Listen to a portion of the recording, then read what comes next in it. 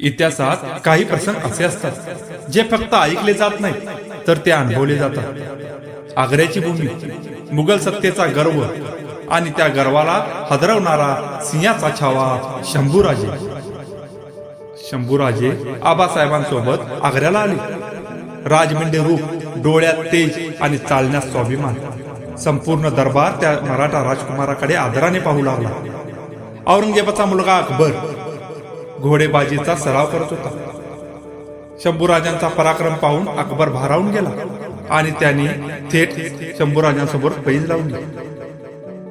पैज होती धाडशी, एका दरीवरून दुसऱ्या दरीवर घोड्यासह जाण्याची. दोन दऱ्याच्या मध्ये एक लाकडी ओंडका, खाली अथांग दरी व मृत्यूचा नाद. संपूर्ण आग्रा नगरी ही शर्यत पाहण्यासाठी जमली. खुद्द औरंगजेबही त्या ठिकाणी उपस्थित होता. स्पर्धा सुरू झाली. अकबर घोड्यावर बसला. दररोजचा सराव त्याच्या अंगात होता.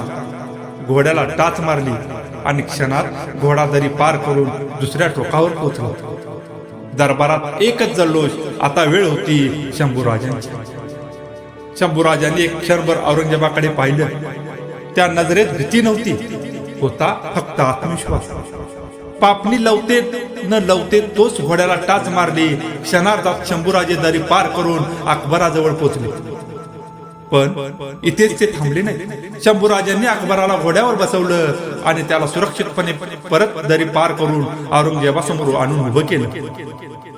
क्षणभर संपूर्ण दरबार स्तब्ध झाला.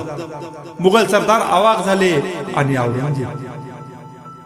औरंगजेबाचाही गर्व त्या क्षणी हादरला. त्या दिवसापासून शंभूराजे आणि अकबर खरे मित्र झाले. कारण पराक्रमाला जात नसते, धर्म नसतो, फक्त धैर्य असते.